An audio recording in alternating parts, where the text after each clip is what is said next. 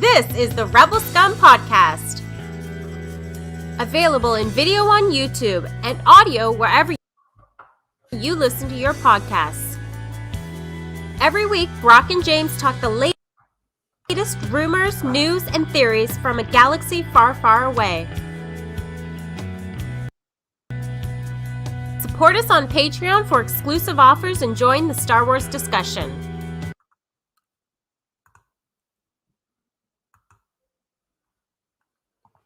You should join Patreon for the Star Wars. Here are your hosts, Brock and James. You're always scum. Rebel scum. Thanks, Aaron. Join us on patreon.com. You know what? We started this and we're like, we'll just play the thing. It's not gonna work. And in my head, I was like, no, the video's gonna work now. But the video did not work. Here we are, Rebel Scum Podcast, episode 309. I'm Brock. This is James. Boom. And we're here to talk about Star Wars and virtual backgrounds and it's like it's Star Trek when it shakes. Where does James start and the virtual background begin? No one knows. There's curtains behind me. I don't know. Did you see the curtains before we started this thing? Hi, Heidi. Mm-hmm. Heidi says, Hey. Episode 309. 309.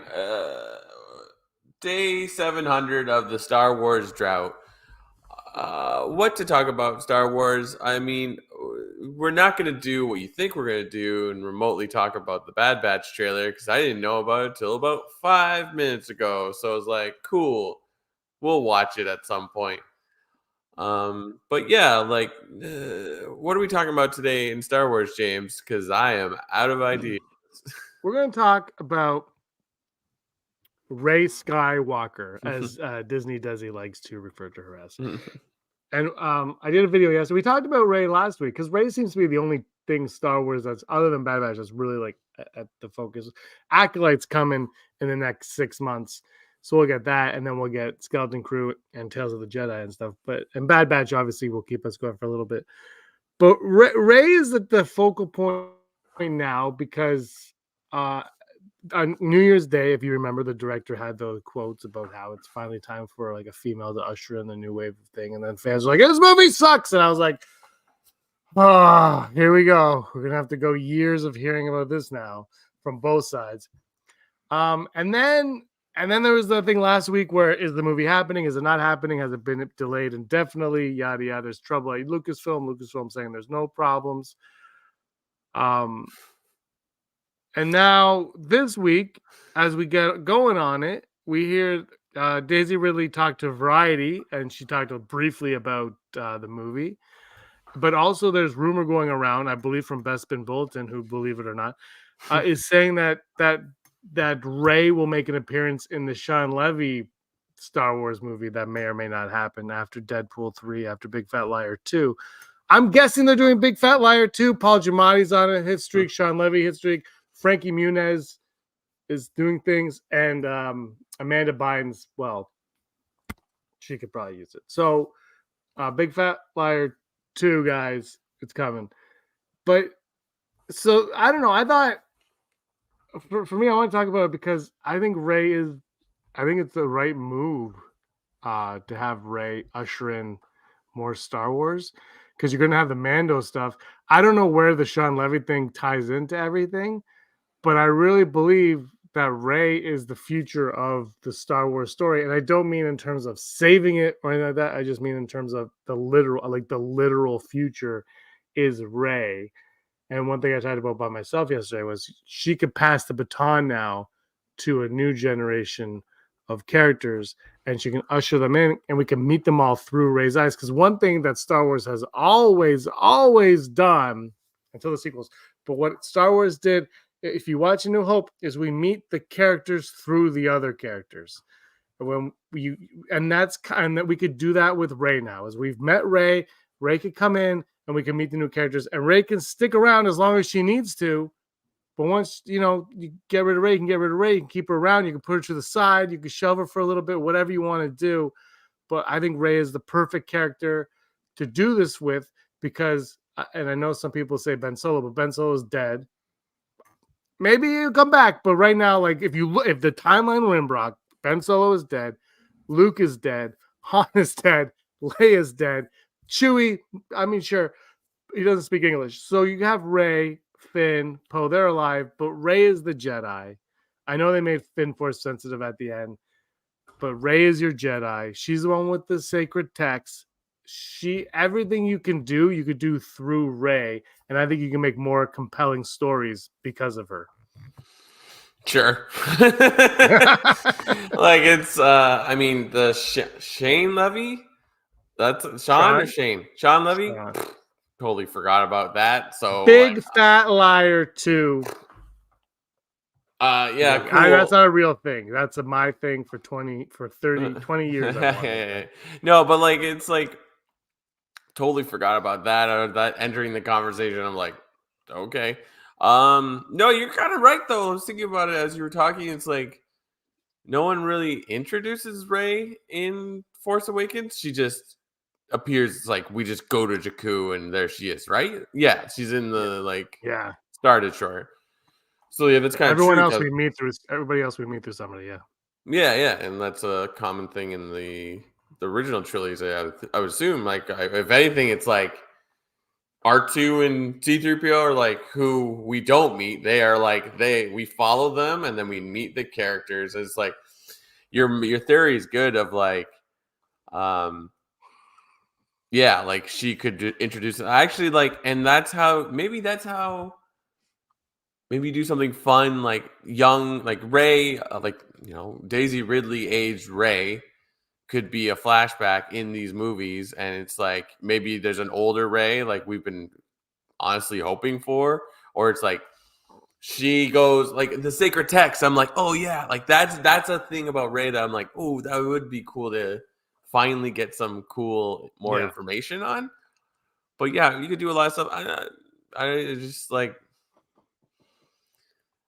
I don't know. Just make a movie. Like, just do something. And you listed all those other things that are going to happen, hopefully at some point this year. I mean, most of them are like, why aren't we talking about them? I know we are not talking about Bad Batch right now, but like, why are we focusing on something that isn't, I assume, written or even remotely ready to be I don't think it is written.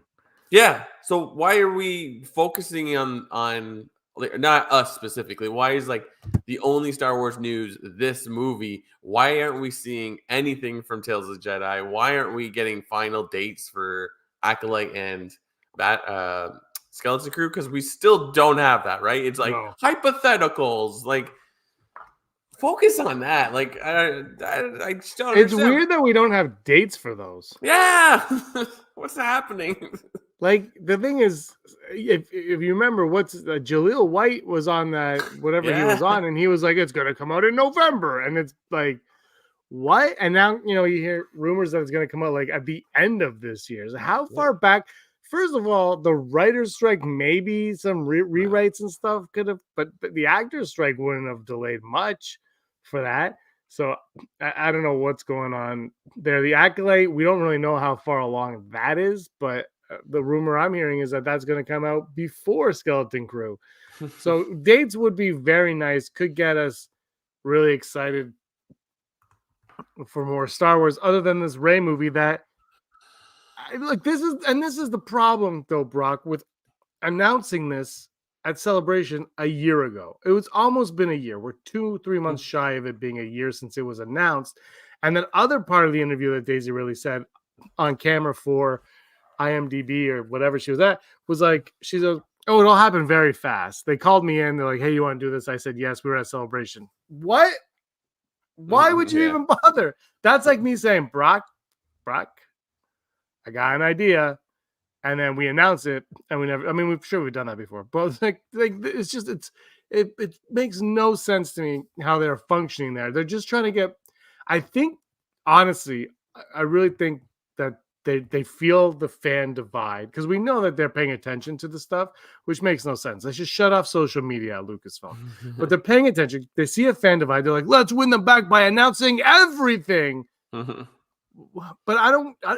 we don't want you to announce everything. We want you to announce what you have. If the Rey movie wouldn't it have been way more exciting? And no offense to the people that were at Celebration, we obviously were not, but wouldn't it be way more exciting if you and I went to go see the Kingdom of the Planet of the Apes 7?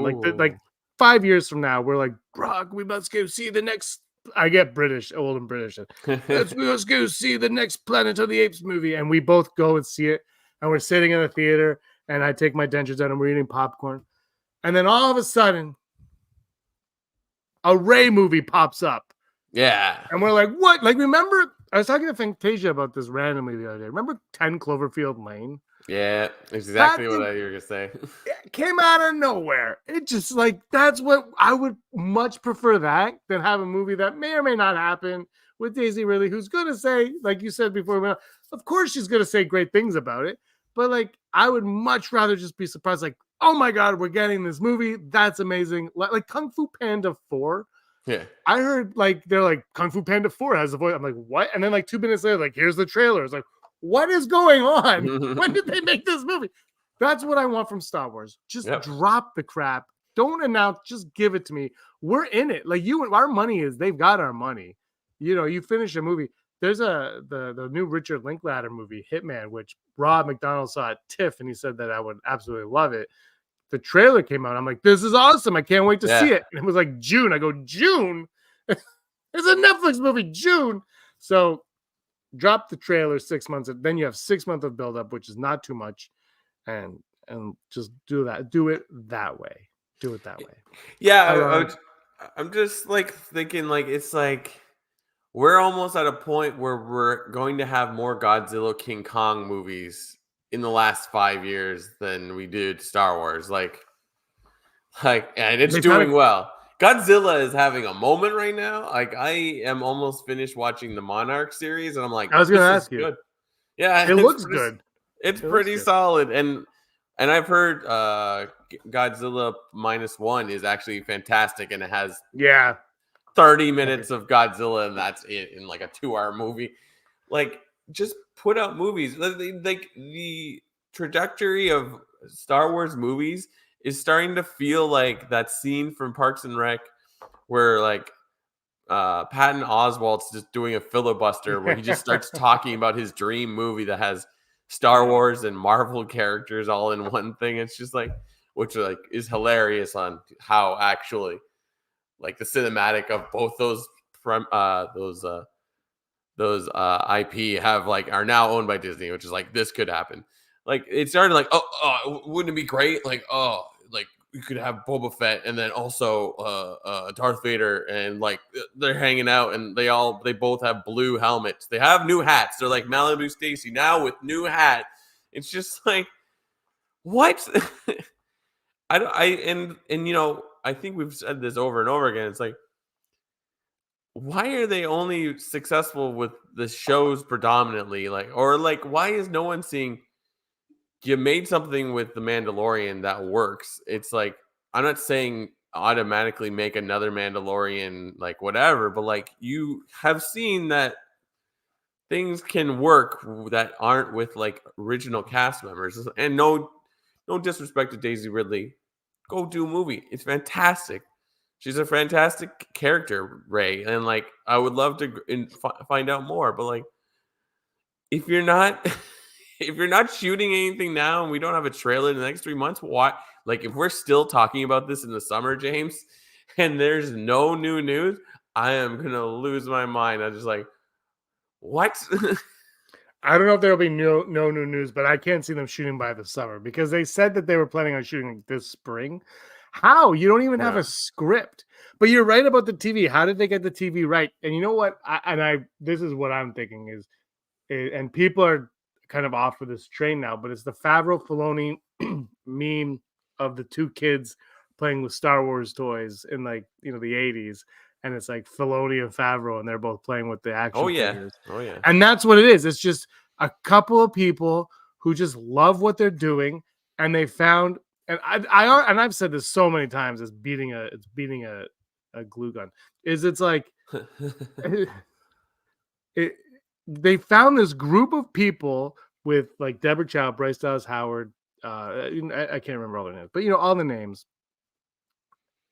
They found these people who have the same amount of love as they do for it, and maybe not the same level of understanding as the lore, because I think Filoni's probably like top tier lore right now. Yeah. But you don't need to, because you have that. It's like, I remember when I was a kid, like writing and stuff, I would read articles like Star Trek writers for the show. They would write like the script, and they would leave technical terms blank, and they would give it to like a scientist.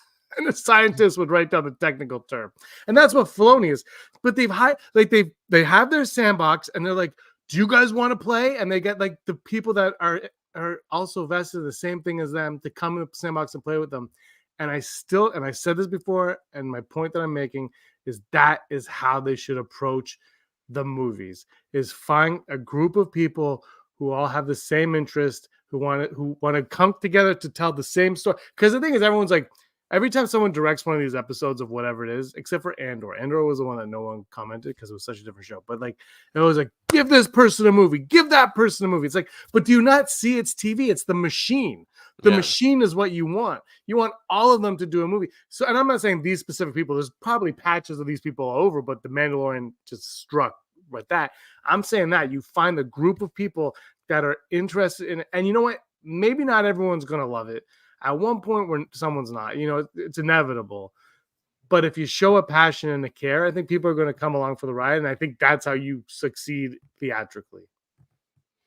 Yeah, I think you're right. You're totally right. Oh gosh, what was I going to say? But yeah. James, shut up. That's No. I don't know. It's just like... no, and like this is the thing is like we're making it sound like the Vanity Fair article was all about Star Wars, but it wasn't. It was she was talking about a million things, and then someone like her agent is like, "Hey, make them ask you questions about Star Wars because it'll be good PR for a thing that doesn't exist."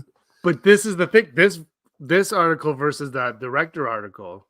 The headline for this one is like, "It is going to be effing cool," right? Yeah. Whereas the other one is like, women are going to make Star Wars, and you're like, the two's. It's like, I still think the first article with the director, they had that quote of we're gonna make something special. That is what you should focus on, and that, to their credit, to whoever dictated this, that is the right thing to write in this article. Oh, I remember what I was gonna say when we were talking about Filoni. Whatever happened to Pablo Hidalgo? Did he get fired or canceled or something? Is he not still doing? He was one of the like Star Wars geeks.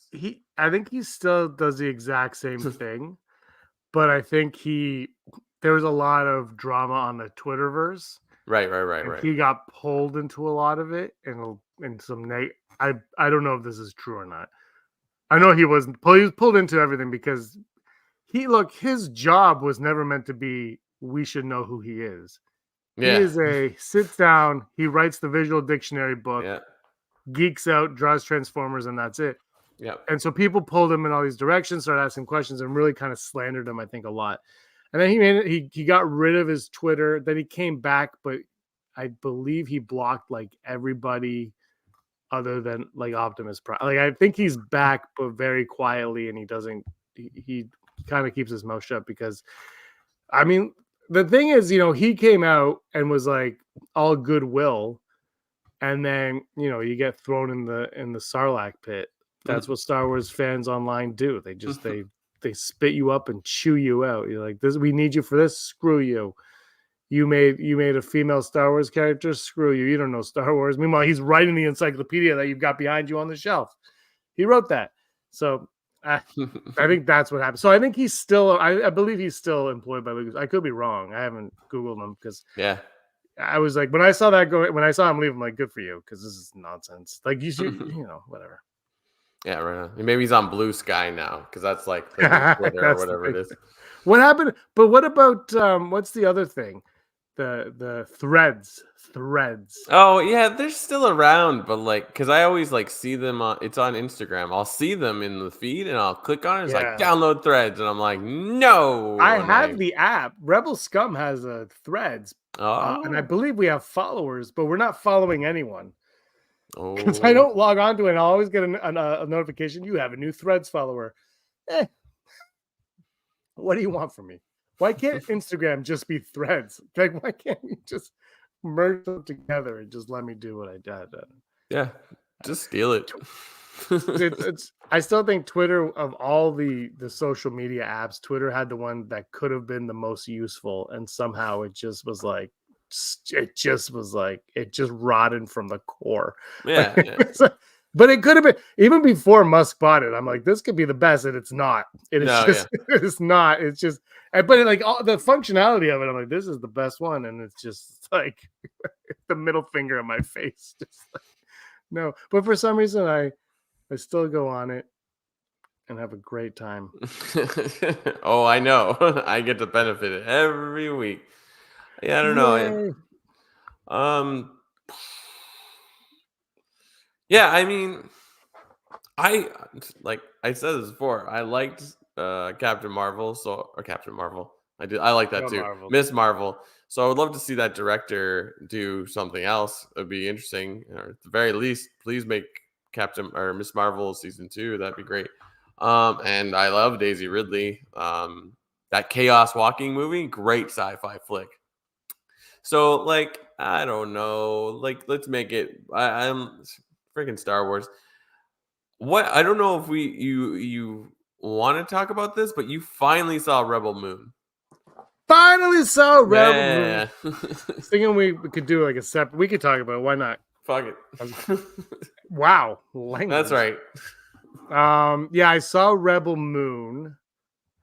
You saw it like a month ago. I waited until after the Christmas break. And Oh. wow, how mad are you at my reaction of Rebel Moon right now? No, I'm interested because we kind of briefly talked about this. Did you like it? Did you hate it? Or I like purposely did not tell you my thoughts on it Yeah. because I knew we talk about it. So I like to keep those things. I did not like it too much. I'm trying to be. Here's the thing: like when it was announced, I was very excited for it. I love Zack Snyder. I love Star Wars. Then I saw the trailer, and I wasn't thrilled with the trailer. And then the movie started, and I was like, okay, Anthony Hopkins. Okay. He's basically narrating an opening crawl for Star Wars. Got it. Okay. And then there was like this weird shot of Saturn. And I'm like, what is going? But then it cut to the main character, and I'm like, oh, that's a Zack Snyder shot. Okay, I think I might like this movie. I honestly was like, okay, I'm in. Right there, I was like, I'm in. And then it went back to that Saturn shot, and I'm like, you're losing me. You got it really bad. And then it went back to the Zack Snyder. I'm like, okay, I'm in. And I don't know if that needed to be as long as I know there's a longer version, but I feel like I don't know why it's as long as it is. And I don't know why it's in 2 parts because it wasn't really my cup of tea necessarily either. Like, but it was like, it just felt like a lot was happening for the sake of happening. And I said to Fantasia, I was like, you know what a lot of it reminded me of when they were like doing the Magnificent Seven type thing? Yeah. It felt like a video game cutscene. It was like I was playing Mortal Kombat and the 2 characters come in and they're like, "What are you doing here? I'm going to destroy you." And then you have like your fight.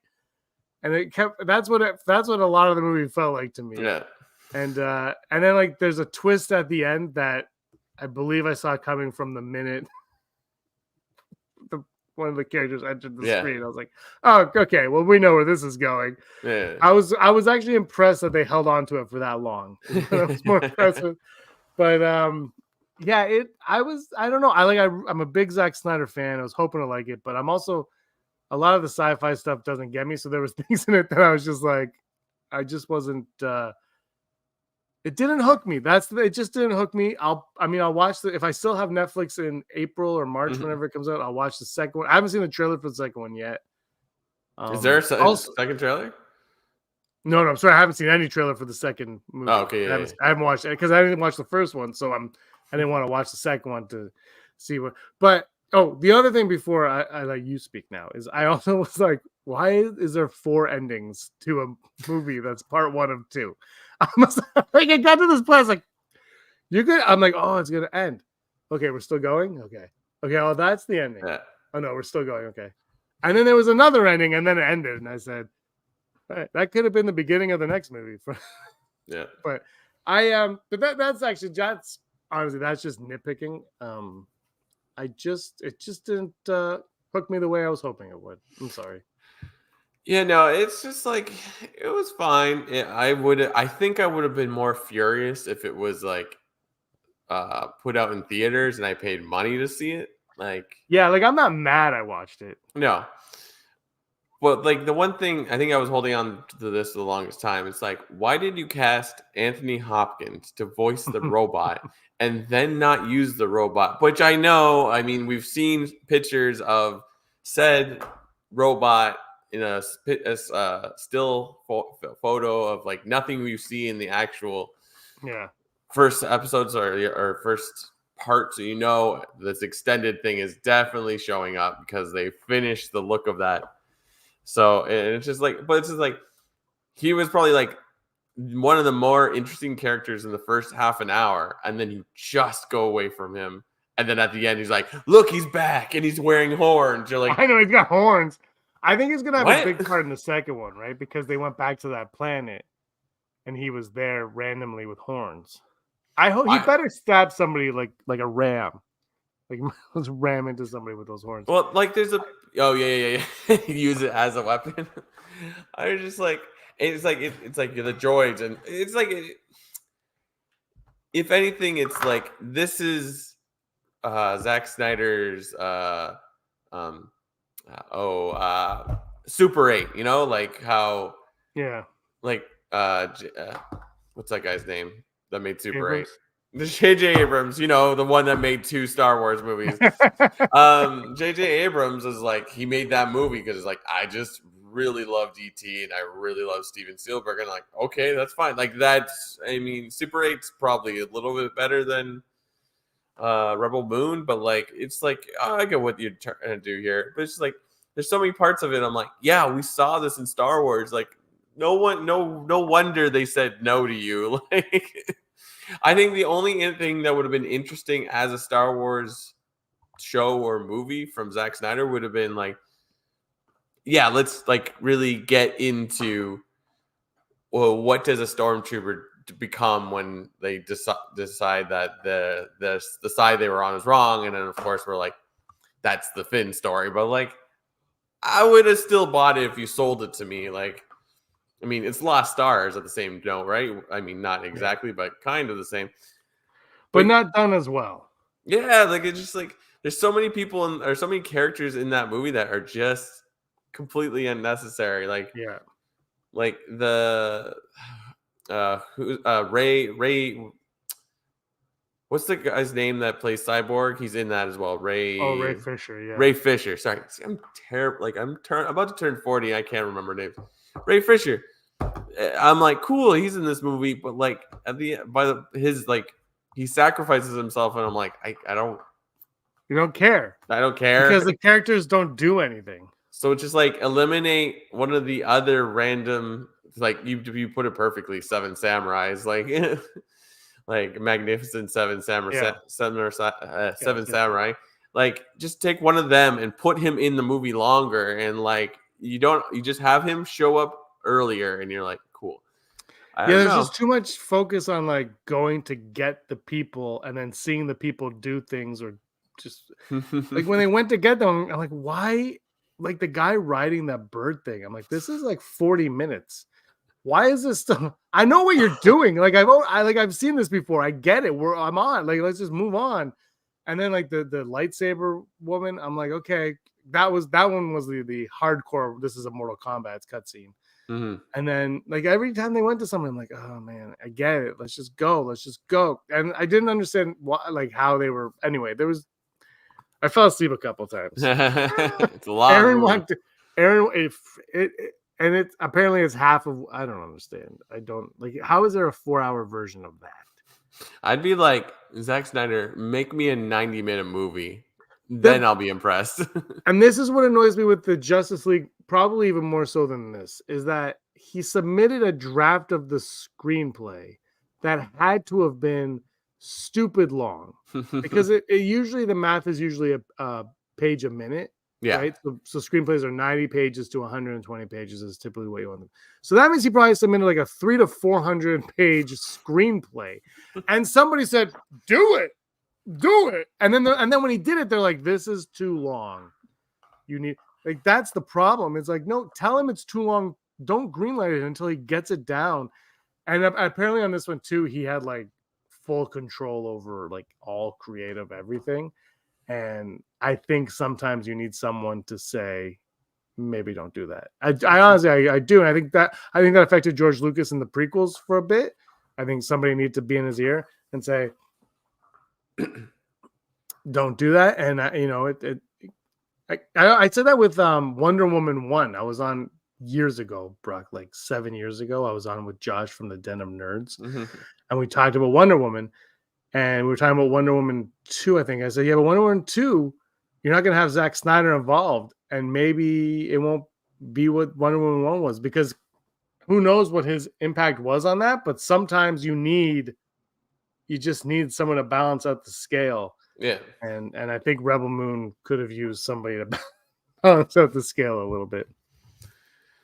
Yeah, I was just, it's interesting. I look forward to watching the second part, but like, I was just like, really? I don't know. It's like rein it in a little bit. I don't know.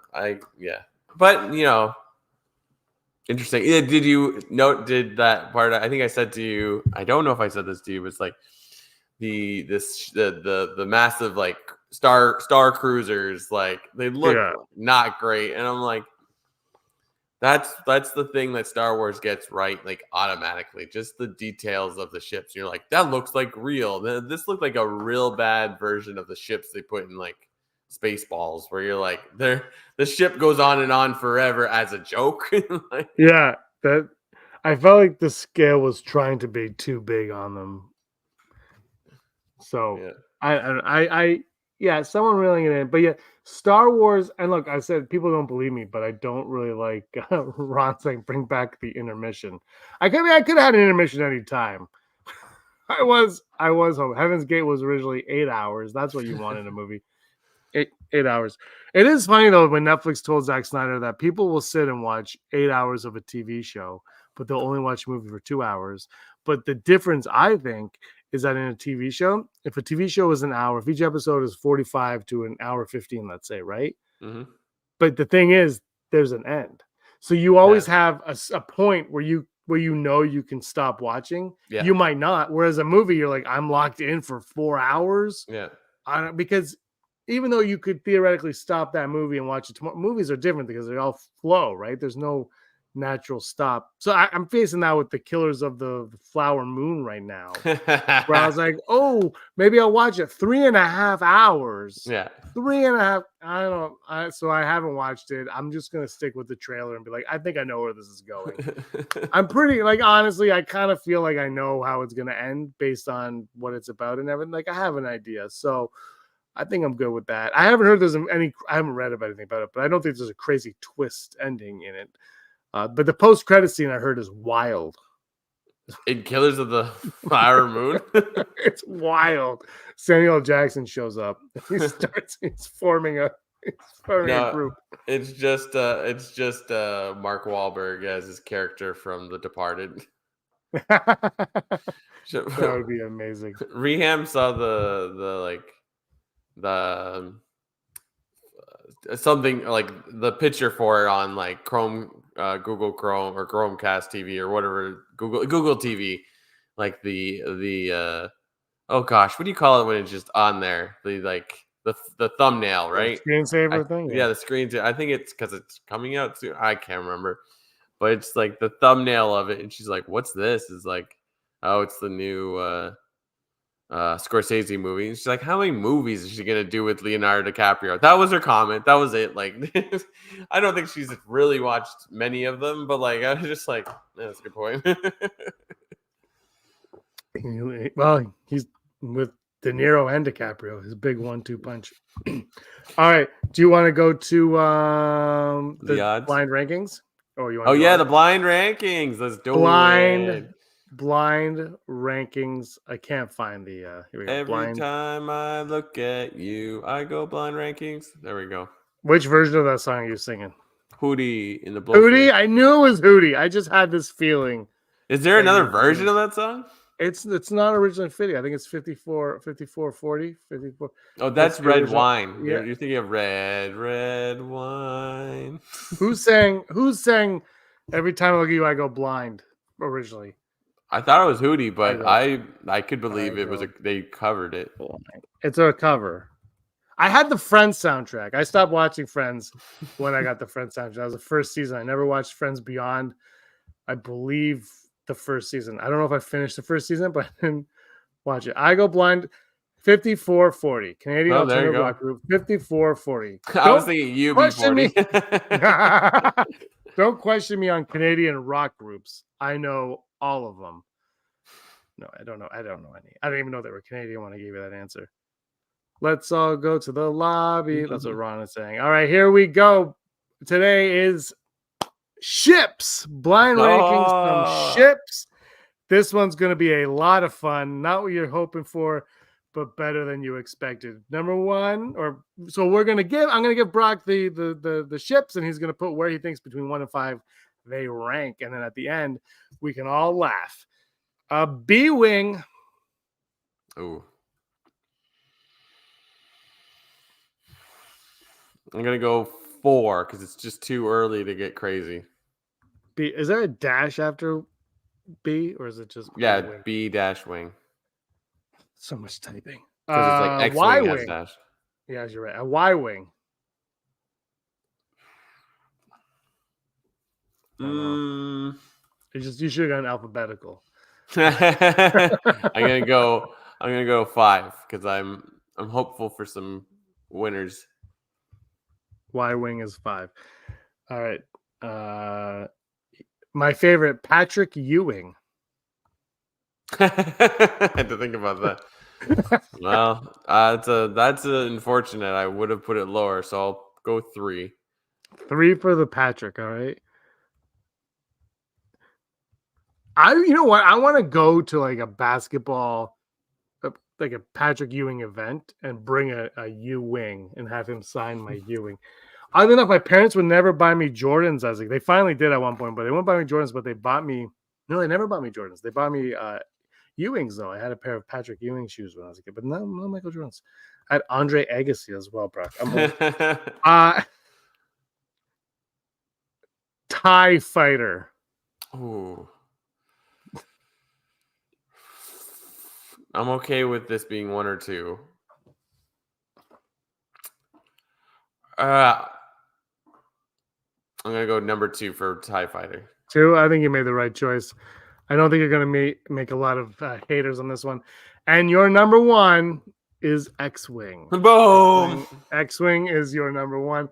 Brock's blind ranking are X-Wing number 1, TIE Fighter number 2, Patrick Ewing number 3, B-Wing 4, and a Y-Wing dead last at 5. Let us know what your blind rankings are in the comments below. We got, look at this. We have, they've been going along with us, but I haven't seen it because I've been on a different page. This is not, this, I just, Disney Desi said 5, 4, 3, 2.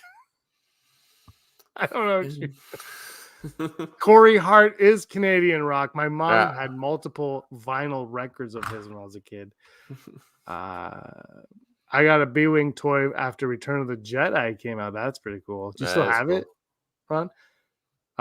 Speaking of Ron, Desi, and Heidi, it's time to go to the odds. Ability of successfully navigating an asteroid field is approximately 3,720 to 1. Never tell me the odds. Just keep it on this page. Can you? It would be awesome if you superimpose my mouth over one of the characters, so I could just. Oh my god! Can you do that on this? I don't know. I mean, if you have the right virtual background and you could just move your head back far enough and just your mouth. Never Tell Me the Odds, brought to you and me and everyone who listens to our podcast by to patreon.com/Rebel Scum Podcast. If you like what we do, go down to patreon.com/Rebel Scum Podcast and support this show so that we can give you fun things like blind ratings and this little segment and Hollow news on occasion when there's actual Star Wars news. We thank all that support us, like the following wonderful people: Heidi Feder, executive producer; Barry Brophy; Dennis Allen; Randy Kenobi; Mary Kristen Nathan; Dale Erdman; Jeff Wilson; Phil Staniforth; Rez; Scott D. Josh Price. Lost my page. Matt W. Matt W. Frank Perkins, Neil Lowry, Cosmic Girl 02, Gleek Play 1, Den of Nerds, Disney Desi, Charlotte, and Ron Prasak. Ron, tell me if I said that completely wrong or not. Brock, I'm going to change our top 5 today. Are you okay with that? Because you didn't watch the trailer. Let's do Ray moments. So start thinking about your Ray moments. Yeah. All right, here we go. Thank you all of our Patreon for your support. It really means a lot to us, and we've got some more cool content, and we're going to do a contest, Brock. We've got to really nail down this contest. Winner gets a dryer ball. Ron says it's Prysack. Prysack. All right, good. I think I was saying it close. I think I might have said I'm in close, but I'm going to say Prysack. Perfect. We're getting called out by Disney Desi that she thought there would be legit ships like the Millennium Falcon in this. I'm going to tell you those are legit ships. They're too legit to quit. Yeah. Too legit. I think here's the thing. So I thought of the Falcon, but the minute you put the Falcon in, it's going to go high or you're going to screw up and it's going to go low. And I figured it can't compete with the Patrick Ewing. And so let's stick with the smaller ships. So it was a small, we should have said we should have prefaced it as saying, prefaced it as saying smaller price act it. All right, thank you all. Thank you so much. Yeah. All right, every time of the odds. First odd, at least 3 members of the Bad Batch will survive. Are 3 members going to survive at least on the final season of the Bad Batch? Yeah, because Tech is dead. That's a thing. I don't know if we ever talked about that because you didn't watch the show. No, sorry. 3 surviving members. Yeah. No, I'm just thinking of like who's still around because we did lose a character last season. I think it's a good question. Only Omega, says Heidi. I'm gonna go 92% because like it would be easiest to sort of 1, kill them off because we never see them again, and 2, like they're engaging characters, so a loss of another character, a couple more characters would be interesting. There's a too legit to quit emoji sign on. And then boxes. Yeah, boxes, because I don't know if it's not compatible. I'm gonna go 61%. I don't feel they're completely confident in doing that. I feel like they'll be like, they'll continue somewhere else. I see a lot of people complaining about Ventress returning because she died, and they're like, well, no, it's high canon. And like, everyone needs to chill on the canon. The 14 people that read Dark Disciple are going to be bummed out. Everybody else is not going to care. And then they said that they're going to coincide with that anyway. So 61%, I think I said. I'm going to stick with that. Tech is dead. And Heidi's crying. Heidi is just watching that episode now. She doesn't know that he's about to pay. Can you imagine? She's watching it while watching us. And we're ruining the one episode. Our next odd, Brock, comes from executive producer Heidi. What are the odds that Sabe will appear in an upcoming Star Wars project, either being reprised or reprised? Prefaced by Keira Knightley or played by Natalie Portman. That's great. Like, I think that's something they should always have, like, be sitting on. But obviously, as people age, it might lose its sparkle. So let's just do it. Like because in the Darth Vader comic, they kind of do that idea where I think it's Sabe that's alive. One of the handmaid's tales. One of Padme's like assistants are alive, and then of course they look like each other. So like Darth Vader's like, oh, my wife, she's back. I would love that. Is that how he talks? He's like, oh, my wife. Oh. Reham's upstairs right now. He's like, why does he keep saying my wife? She literally went upstairs as we were getting started. He's like, I look forward to hearing you through the walls. I'm gonna say my odds on that are 40%, but it's a hundo P in my heart. That would be sweet. I think it's like 11%, but I'm gonna say screw that 11%. I'm gonna go 91.75% because bring Keira Knightley back. Do it. I love that idea. I think it's great. And why not? What do you have to lose? Anyway, I don't know. Was she in the last Pirates movie? They could get her back. Paycheck. Disney, what you should do is be like, do Pirates 10 or whatever. Do Star Wars, and then like give her like an art film, but package it all in and give her like $100 million. I'm okay with that. It's not my money. Give her $100 million and just be like, do it. Final odd, also from executive producer Heidi. What are the odds that Mando and Grogu movie will have an opening crawl? What are the odds that the Mando Grogu movie will have an opening crawl? I want to say high because I feel like if you're Favreau and Filoni and you're finally getting a Star Wars movie made the way you want it, like, why wouldn't you put that, like, just out of respect for like George Lucas? What was it that just had one? Like Ahsoka had had that red text. It wasn't Yeah. it wasn't a crawl, but it was it wasn't really the same, right? But it had a similar vibe. It was a nice like homage to it. So like I would throw that maybe the crawl changes, but then if there is a crawl in the Mando movie, does it now become part of that? Like, you know? I mean, they always say. I would argue it should be part of that. Good, yeah. I'm gonna say 95%. I can't see them not doing it from just being Star Wars fans. So by the time we get this movie, it'll be 10 plus years, or 10 years on the dot, but probably more since we got Force Awakens. So it'll be 6 years or so since our last Star Wars movie in the theater. I think you gotta hit us with that crawl. We're in the theater, we're in our seat. Disney logo shows up. I wish we had the Fox fanfare, but the Disney logo, Lucasfilm and silent, right? And then long time ago, and then they blast the music in our face, and the crawl plays. Now, here's the thing, though, is the music, the Mandalorian music, is not Star Wars music. It doesn't suit an opening crawl. So I have to go full Brock. I have to cheapen out because of the music. Do you just go with the Star Wars theme?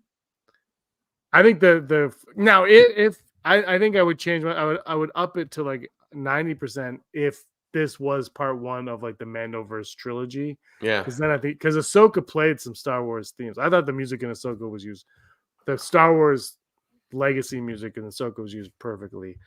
So it would jump for that, but I'm gonna go full Brock, just not knowing, because the Mandalorian music doesn't really suit a crawl of the Star Wars crawl. It suits like the Ahsoka crawl, something like that would work, but I really think you gotta shove it in our face like pure Star Wars. I think you gotta do it. I think you got to. I think that's like a missed opportunity because it's like, yeah, like one of the best parts of the Mando show is the music.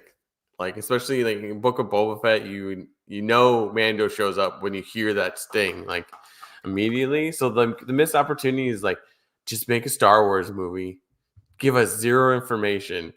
We do the crawl. It sounds like a Star Wars movie, starts like a Star Wars movie, and then it take like Mando all of a sudden appears and you hear the music, and then Mando's there, and you're like, ha, psych! This is Mandalorian and Grogu the whole time. Like, I'm in. I'm totally in. I mean, Look, the one thing too is also Mando is a Star Wars property. Like it is Star Wars, so Yeah. that music should work for Mando. So, but that would be my only concern. Mhm. But I would go really high, but I'm gonna go full Brock only because it depends on how they want to utilize the music. Also, maybe don't recreate. Oh, here we go. Brock needs to direct it. These are literally ideas we've talked about every day for like 5 years. We're like, what if they just didn't tell us anything and they just put it out? Whoa! Thank you. Content. What a name. Content. Picture is amazing. So yeah, the crawl. The crawl is great, and I loved what they did to Ahsoka with the crawl. Like it's just a different vibe. I talked about Ahsoka today at work with a colleague I didn't know like Star Wars. I went to his office and he had all these action figures. I'm like, whoa, I'm not the only one. And I was like, what did you think of Ahsoka? It's like, it was great. I loved it. I'm a big Thrawn fan. He's like, it just felt incomplete. I'm like, yeah, that's what we said. Yeah, well, I don't know if you can argue against that.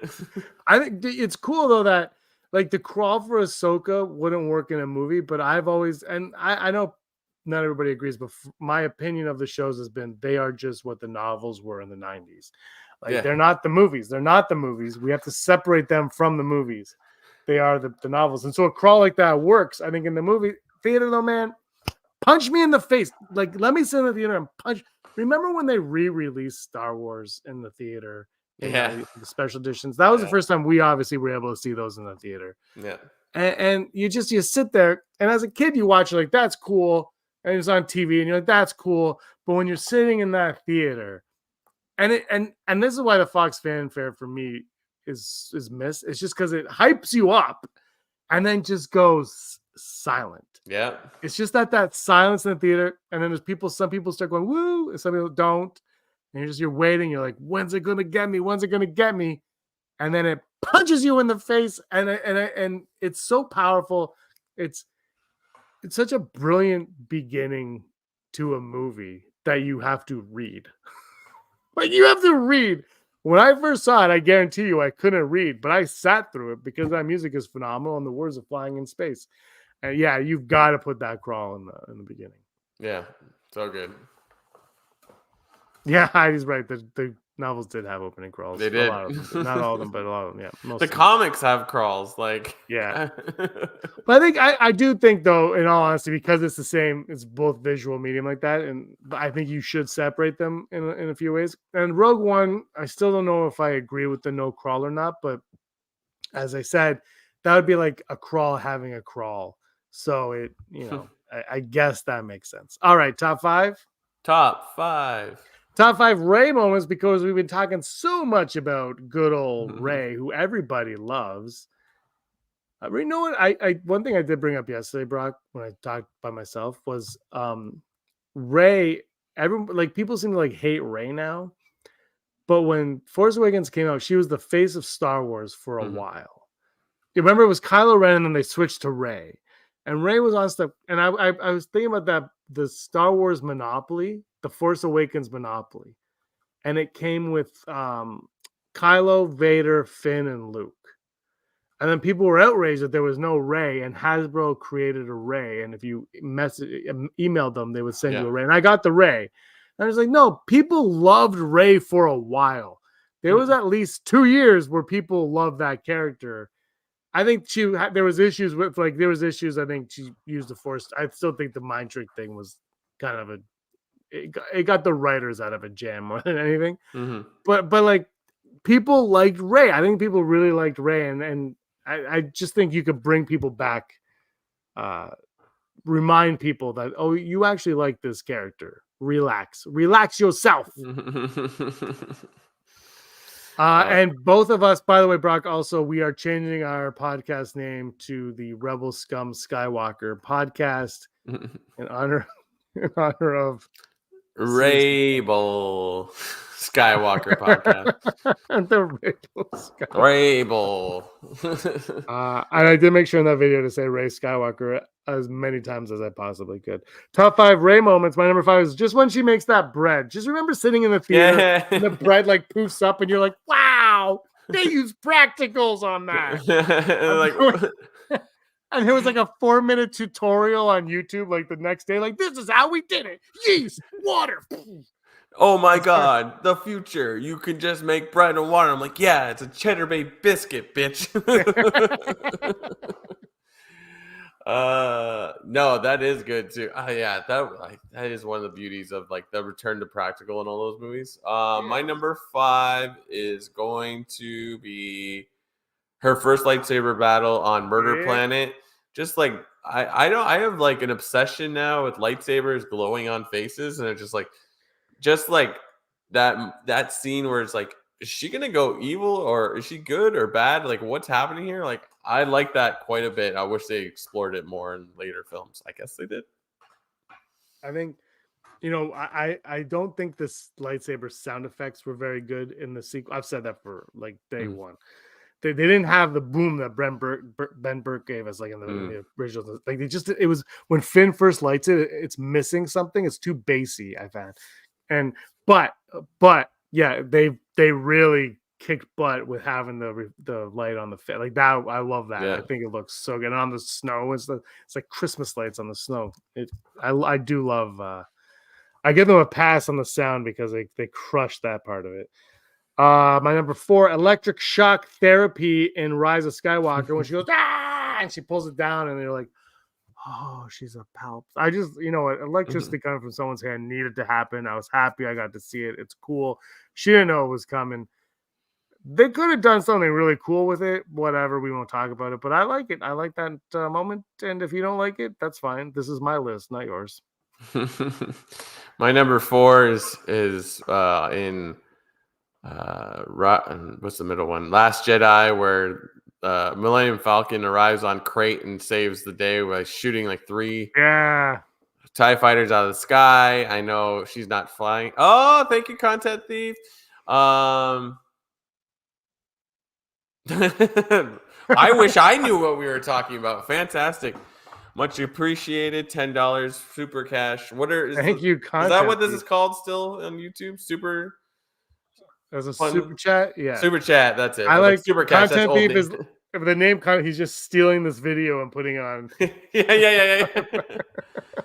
Thank you so much. Really appreciate that. Yeah, much obliged. So yeah, I like that scene where she shoots 3 out of the sky, and you're like, yeah, like stuff like that, like those things. I'm like, let's explore that in a movie where Rey is in the main lead, where she's like an amazing Jedi and an amazing pilot. I'm like, Han Solo and Luke Skywalker smashed together. How dare you? How dare you? My number 3 is when she says, I am all the Jedi. And she goes like this. Oh, yeah. And she walks.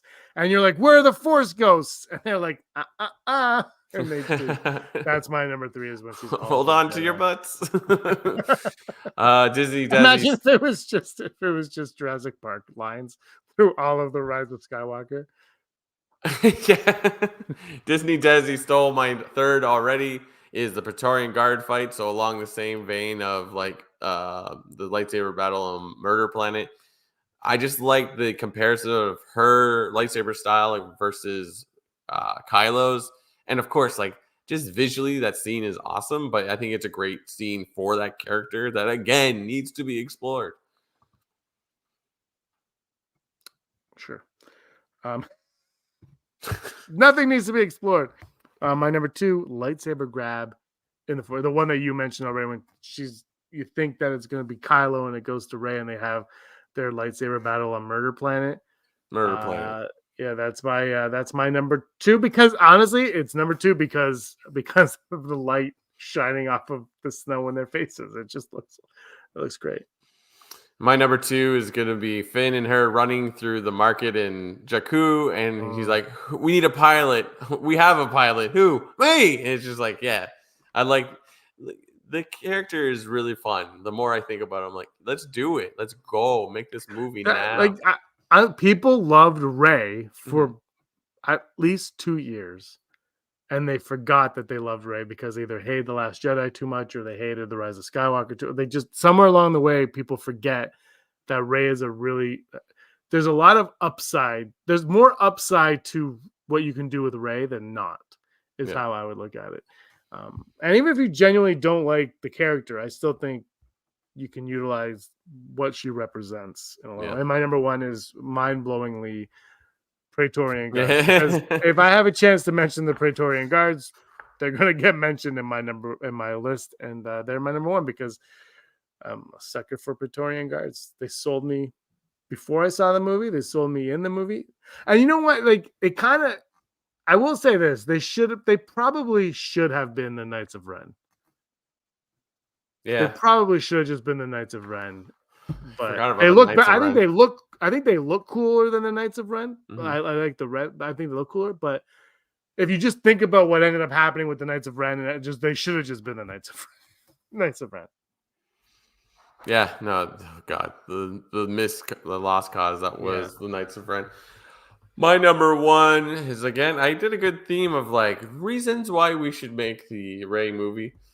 My number one is going to be the final scene in Rise of Skywalker, where she says I'm Rey Skywalker, but just walks into the Tatooine suns in the horizon with BB-8 by her side, and just walks into the horizon like the cover of Endless Summer. Like, I'm just like, this movie was problematic as a conclusion to the sequels, but like, you show me that scene, I'm like, okay, let's go. I'll take another movie where Rey's in there. I'm like, that's the exciting thing about films. Like, one little moment can just like grab you entirely. So that's my number one. Yeah, like the best part of Rise of Skywalker is when you see Wicket and his son. It completely grabs you, and you're like, you know what? I don't know how anybody can't like this movie. It has Wicket and his son for reasons. Yeah. I would say I love that. I love seeing them in the. I think Aaron like jumped for joy when they showed up. Yeah. And then that time I saw Warwick Davis in real life, and he was 10 feet away from me, and I'm like, don't talk to me, don't talk to me, don't talk to me. I love that video. He's Lindsay. We're both terrified. Like, don't, Brent, you're right on the aisle. He's coming for you, Brock. He's coming. No, he's not. No, he's not. And the Willow TV show does not exist. Ugh, man, just if you were wondering, the Willow TV show does not exist. Never happened. And then that poor like actor in it like injured himself and has like nerve damage, and he's suing them, and like, no, it doesn't exist. What are you talking about? You can't sue us for something that didn't happen. Freaking. I saw on Instagram this week, it's like someone said like Willow is a better movie than all the Star Wars movies. I'm like, wow. Like the movie Willow, not yeah, I know. Aaron was the only person I ever met who was obsessed with that movie, and she was obsessed with it forever. Like, and you couldn't find it anywhere. It wasn't available to buy on any like DVD, Blu-ray, or digital. And I guess now it's on Disney Plus, unless they got rid of that too. But I still don't think you can buy it anywhere. I don't. I could be wrong. But we ended up watching it because I hadn't seen it in forever, and we ended up watching it on YouTube. And it was like 480, I think. It was like the lowest quality. We're watching it on the TV on the 55-inch, whatever. Like, why is it's so pixelated? But yeah, we saw it. She was quoting the whole thing as it went along. Crown Prince of Alderaan and the Imperial Galactic Princess. That's the name of episode 10. Heidi is breaking news. All right. This has been our 309th episode, Bananakin. It's been a lot of fun. Thanks, everybody, for joining us in the live chat. I can't go back and forth between like the comments and the bands. My husband is also obsessed with the movie Willow. That's weird. It's so weird that people are obsessed with that movie. Like, Brock, are you obsessed with Willow? It's one of those movies that you just I can't remember when I watched it for the first time, but it falls under my list of movies that you just stumble upon somehow, like either at a VHS store or on TV back when like you had no idea what was going to come on, like Road Warriors, like that for me. So Yeah, it's the Mad Max movies for sure. yeah. So it's like Matinee with John Goodman. Lean on Me with Martin. Oh gosh, Morgan Freeman. Is that the one where he's the principal? Yeah, Lean on Me is that one. Oh, we just got breaking news from Disney. Desi. Kathleen Kennedy fired. Shots fired. Heard around the world. Kathleen Kennedy, pack your bags and Heidi's go work. in. You're out. Heidi's in. You can go work with The Rock over at Netflix. Oh my God, Ron saw Willow in the theater. Wow. We need after later another time we're going to talk about how that experience was. I didn't know anybody saw that in the theater. Again, like it just was one of those movies that just kind of popped up one day. All right, this is 309 episode. Thanks everybody. This was a lot of fun. Brock, anything else you want to say on this wonderful Wednesday? I don't know if we said this yet, or if you've said it anywhere else, James, but we are going to be part of the Star Wars podcast day, yes. February 7th, coming up in a couple weeks. So, I mean, we should have brought that up. Yeah, you're gonna watch our episode. If you're watching our episode, if you're a content thief and you are now hooked on us, you're just gonna see it anyways. But you know that's coming up February 7th. Go check it out. They have an Instagram, right? Like that's where like I know it's a YouTube sort of thing, but no, they're on Instagram and Twitter. It's Star Wars Podcast Day on it's Star Wars Pod Day online on Twitter and Instagram. Yeah. And they messaged us earlier today, and they want us to promote it on Sunday on our socials. So we will. Yeah, so keep an eye on our socials. We'll mention that and that direct you to all the things you want to see because there's tons of Star Wars podcasts. 90. Over 90. So, like, if you can't get enough of us talking about Star Wars, I'm sure there are other 40-year-old men that are talking about Star Wars.